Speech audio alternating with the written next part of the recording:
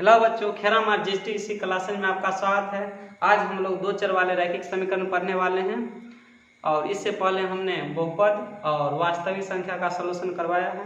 जिन बच्चों ने उसे नहीं देखा है जाकर पहले उसे देख लें, जिससे कि आगे समझने में कोई परेशानी ना हो।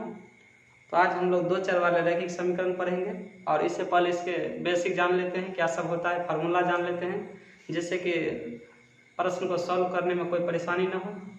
तो चलो सूत्र की ओर चलते हैं। बच्चों यहाँ ध्यान दीजिएगा, दो चर वाले रैखिक समीकरण का व्यापक रूप पहले जान लेते हैं। क्या होता है?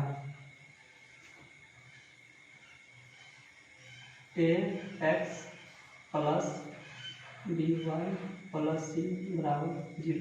इक्वेशन का पहला हुआ ये, दो चर वाले हैं, पहला ये हो गया। दूसरा a2x plus b2y plus c2 बराबर 0।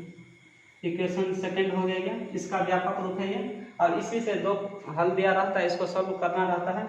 सबसे पहले जानेंगे दो चर वाले रैखिक समीकरण को कितने विधि से हम हल कर सकते हैं, सो जान लेते हैं।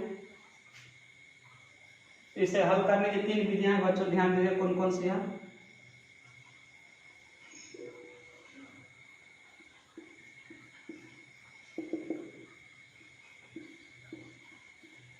हल करने के तीन शर्त होते हैं।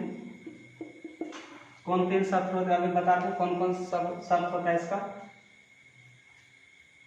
पहला शर्त बच्चों यहाँ देखो कौन सा हो सकता है।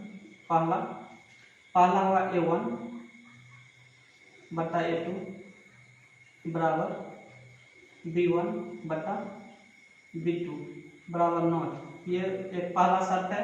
इसे हम बोल सकते हैं क्या शब्द, सो देखना, अद्वितीय हल बोलेंगे इसे।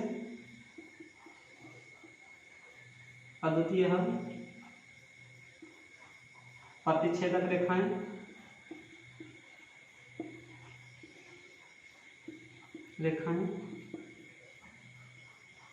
केवल एक हल,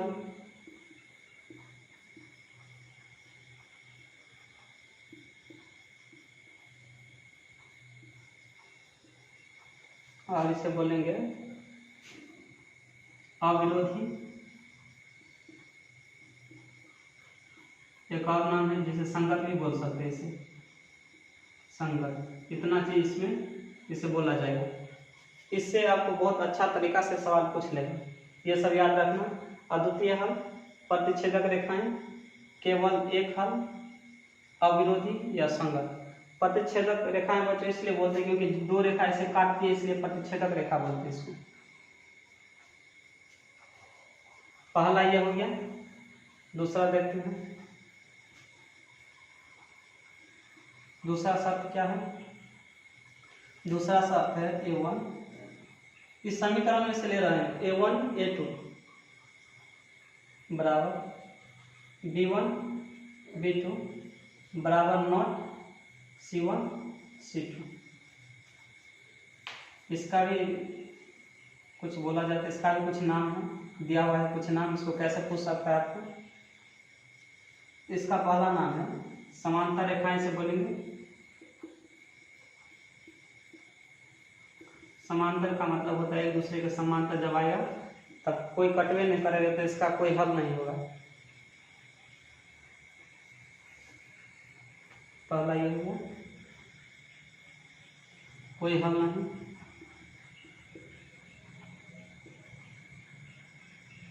नहीं इसको बोल सकते हैं कोई हल नहीं,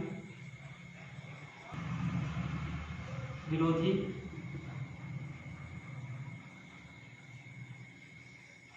और एक होगा असंगत। इतना नाम से यह जाना जाता है। सेकंड वाला समांतर रेखाएं, कोई हल नहीं, विरोधी, असंगत, ये हो गया। तीसरा है a1 a2 बराबर b1 b2 बराबर c1 c2। इसमें कोई कटेगा नहीं। इसका क्या होता है, इसे हम संपाती रेखाएं बोलेंगे। संपाती बोल सकते हैं, संपाती रेखाएं पहला संपाती रखें और परिमित रूप से अनेकफल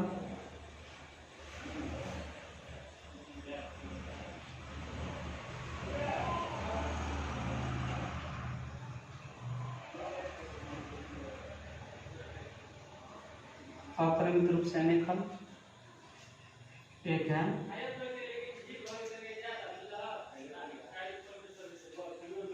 संपाती रेखाएं अपरिमित रूप से अनेकफल और दूसरा होगा आश्रित विषम।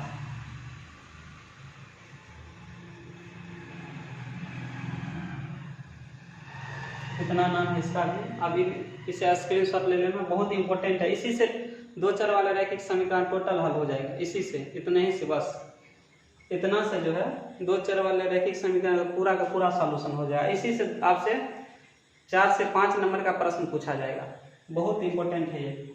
स्क्रीनशॉट ले लो जिन बच्चों को लेना है।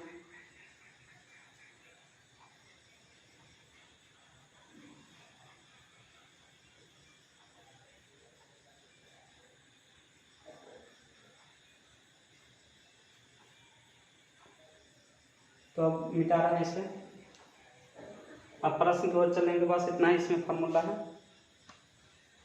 लेकिन बहुत इंपॉर्टेंट ये फार्मूला जो बहुत इंपॉर्टेंट है, जिन बच्चों को ये सब नहीं याद होगा वो नहीं बना पाएगा इसे।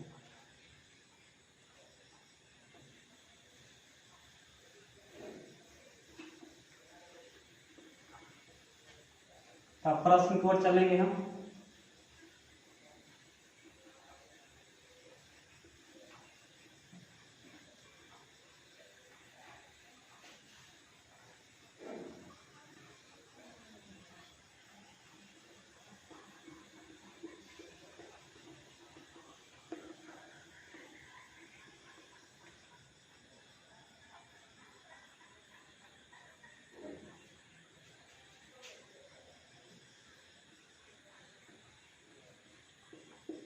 प्रश्न की ओर चलेंगे। पहला प्रश्न में दिया हुआ है k को किस मान के लिए समीकरण x + 2y = 7 तथा 2x + ky = 14 संपाती होगा, किस मान के लिए? संपाती के लिए पूछ रहा है, पहले इसे हम नोट कर लेते हैं। ये पहला प्रश्न है, x + 2y = 7 है और अगला है 2x + ky = 14। बोल रहा है किस मान के लिए संपाती। अभी हमने जस्ट लिखा है संपाती के लिए क्या शर्त होता है, पहले लिख लेते हैं शर्त को। a1/a2 बराबर b1/b2 बराबर c1/c2, ये शर्त होता है। अभी हमने जस्ट लिखा है, इसका यह शर्त होता है। देखते हैं इसमें बच्चों ध्यान देना, a1 क्या होता है, x का कोएफिशिएंट होगा गुणांक क्या है 1 और a2 का 2 बराबर, पहले वाला इसका 2 है और इसमें a2 k हो गया, तो k का मान पूछ रहा है बराबर, इसमें 7 होगा, इसमें इसका ऑप्शन सी आंसर होगा बच्चों। यहाँ पर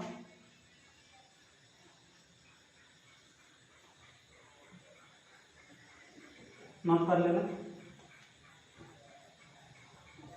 अगले प्रश्न की ओर चलते हैं।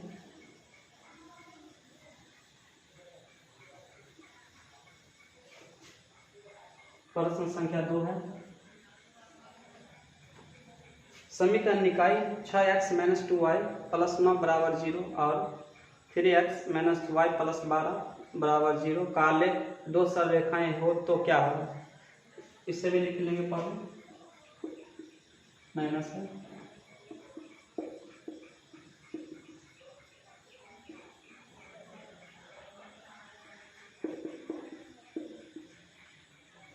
निकाय पूछा है तो इसे पहले शर्त पे बैठा लेते हैं, कैसे होता है इसको इसमें पूछ रहा है कौन सा शर्त होगा, तो इसको रखने के बाद पता चलेगा x का गुणांक 6 होगा, इसका 3 बराबर -2, इसमें -1 है बराबर 9 है, यहाँ पर 12 है, तो 3 गुना 6 यानी कि 2 होगा, माइनस कटेगा तो 2 और ये कटेगा 3 × 9 = 12, 3/4 यानी कि यहाँ पर इसका साथ ये हो गया, यहाँ पर बराबर नहीं है।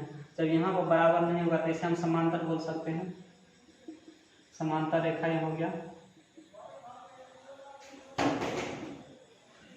कोई हल नहीं होगा, कोई हल नहीं होगा इसका। देखते हैं क्या ऑप्शन में है।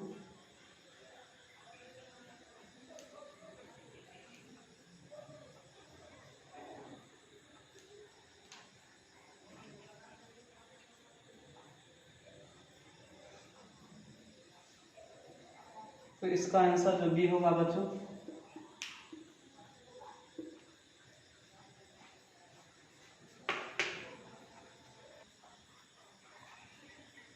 दो नंबर का आंसर बी होगा। इसमें आंसर जो डी दिया है गलत है, इसका आंसर डी।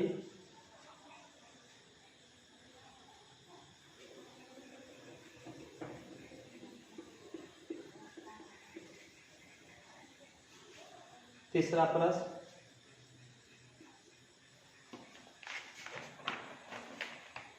के किस मान के लिए समीकरण 3x - y बराबर -8 तथा 6x - ky बराबर -16 संपाती रेखाओं को संपाती के लिए बोल रहा है इसमें सर, संपाती वाला लिखेंगे इसे। शर्त दिया हुआ है 3x - y बराबर -8 है और 6x - ky बराबर -16 इस प्रकार है। इसको संपाती के लिए पूछ रहा है। संपाती का सूत्र हमें याद है A1 A2 बराबर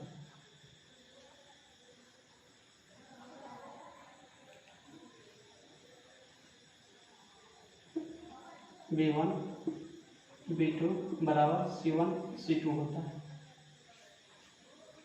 A1 हो गया 3, इसमें नीचे हो गया 6 -1 और k का मान चाहिए हमको बराबर -8 है -16 है। बच्चों हम इसको इस साइड में लाएंगे तो प्लस बनेगा, यहाँ से भी हम माइनस काट के प्लस बना ही लेंगे, इसलिए हम इस साइड नहीं लाए हैं। ऑब्जेक्टिव है ना, काटेंगे इसको। k का मान पूछ रहा है यहाँ पर, माइनस माइनस कट गया और 3 1 3 3 दूनी 6, यानी कि k का मान यहाँ हमको 2 निकलेगा। क्रॉस मल्टीपल करेंगे तो k का मान कितना है 2। ऑप्शन ए होगा इसका आंसर, ऑप्शन ए होगा। ए में दिया हुआ है 2। तो अगले प्रश्न की ओर चलते हैं। प्रश्न 4, के किस मान के लिए निम्नलिखित समीकरण निकाय का कोई हल नहीं होने का शर्त अभी हमने जस्ट बताया कैसे होता है इसको। +2y - 1 शर्त है,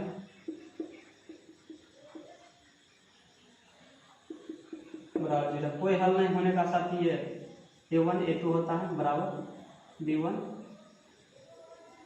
B2 बराबर C1 C2 नॉट होता है। कोई हल नहीं होने का शर्त या अपरिमित रूप से अनेक हल, और इसका कोई हल नहीं होगा।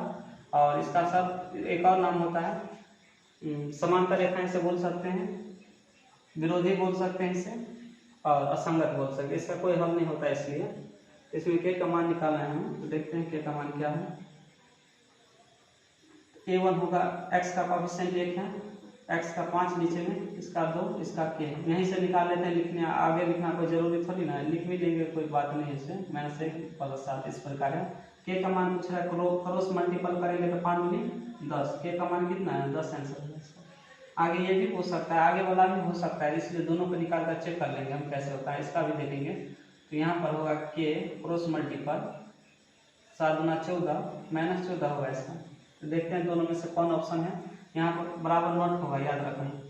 इसमें नोट की कोई चर्चा नहीं की गई है। इसमें 10 से दिया हुआ है तो 10 आंसर हम लेंगे इसे। 10 दिया हुआ है, 4 का ए होगा, 4 का ए आंसर है। अगला प्रश्न पर चलते हैं, स्क्रीनशॉट ले लेना।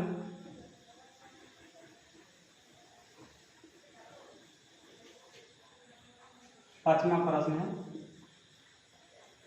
यदि 3x - 5y बराबर 0 तथा 9x + 15y बराबर 0,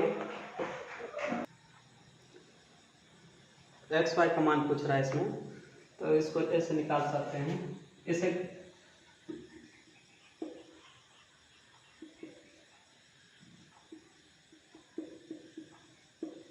इससे हल करने का कई विधियां, यानी कि 5 लमसम जो है इसका 5 विधि होता है निकालने का, लेकिन इससे हम ऑब्जेक्टिव है तो ऑब्जेक्टिव की तरफ निकालने का ऑप्शन से इसे आसानी से हम कर सकते हैं। ऑप्शन ही देख लेते हैं इसका कौन सा हो सकता है। पहले देखो ऑप्शन कैसे पुट करना है सो हम बता रहे हैं, ऑप्शन से कैसे आंसर पता करना है। सो देखो ऑप्शन जो है इसका पहला में दिया है x1 और y1, पहला में दिया है यहाँ पर xa और y1, तो यहाँ x y के स्थान पर 1 रखेंगे हम।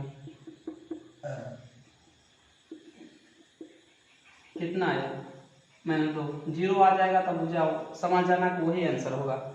0 नहीं है ये आंसर, इसका ऑप्शन ये नहीं है।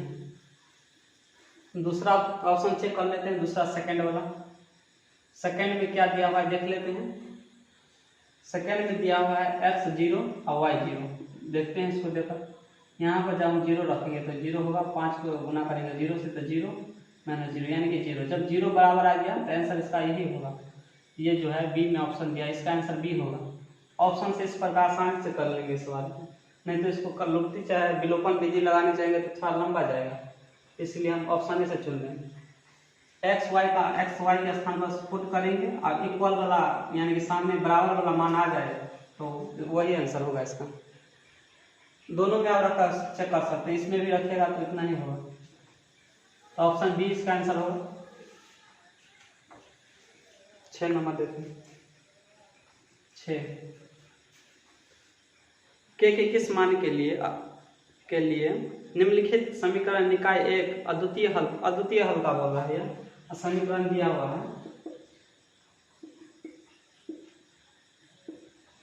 इस प्रकार है। अद्वितीय हल का शर्त हमको याद है a1 a2 बराबर d1 बराबर नॉट b1 b2, इसका यह शर्त होता है। इसको ऐसे पुट कर लेते हैं कि यहाँ हो गया, ये हो गया 6 बराबर -1 -2। इसमें c का तो कोई जरूरी नहीं है, माइनस कट गया, नीचे भी काट सकते हैं, 2 तिया क्रॉस मल्टीपल करेंगे तो k का मान कितना है 3 बराबर नॉट 3 होगा इसका आंसर। इस प्रकार होगा, यदि नहीं समझे तो एक बार फिर देखते हैं। इस प्रकार दिया हुआ इसमें बराबर नॉट, हम दोबारा बता रहे हैं इसी को, -1 और -2 है तो माइनस कट गया, इसको गुना करेंगे 2 के बराबर 6 या k बराबर 6/2 काटेंगे तो क्या होगा बराबर नॉट है 2 तिया होगा, यही आंसर आ गया। तो हम यहाँ ऑब्जेक्टिव जो रहता है ना, जितना शॉर्ट में बना लोगे उतना ही अच्छा रहेगा, समय बचेगा। ऐसे लॉन्ग ले जाओगे तो समय बर्बाद होगा, इसलिए इसको जल्दी बनाना होता है वहाँ पर।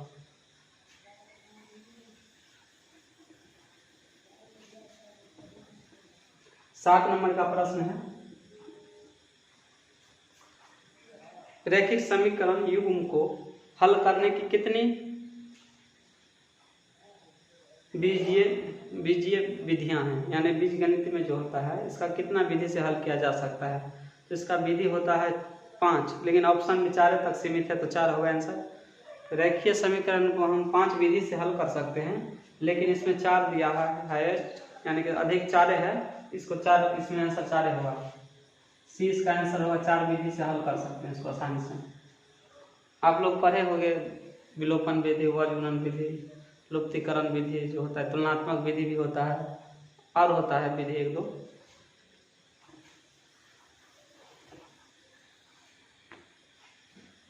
आठ नंबर का प्रश्न, के किस, इसमें भी अद्वितीय हल का बारे में पूछ रहा है, अद्वितीय हल का मान पूछ रहा है। के किस मान के लिए समीकरण युग्म x - 2y बराबर 3 है, x - 3y बराबर 3 है, 3x + ky बराबर 1। अद्वितीय हल बोला है, यही शर्त पर हो जाएगा, अद्वितीय हल का शर्त है b1 b2।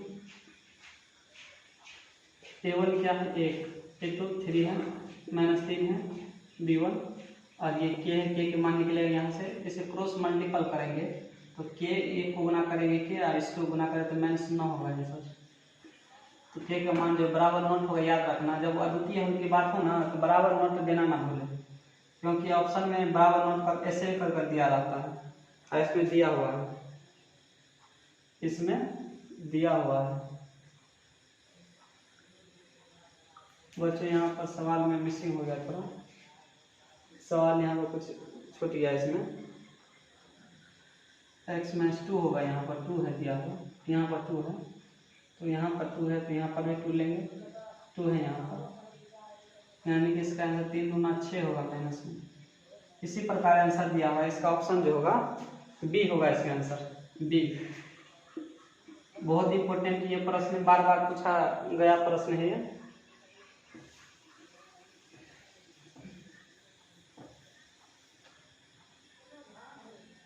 नौ नंबर प्रश्न, 9 नंबर का क्या है? दो चरों में दो एक घातीय समीकरण के लिए निम्नलिखित में से कौन सा कथन असत्य बोल रहा है? असत्य क्या है? तो देखते हैं ऑप्शन। एक हल होना आवश्यक है, ये तो किसी शर्त में नहीं लिखा है एक हल होना।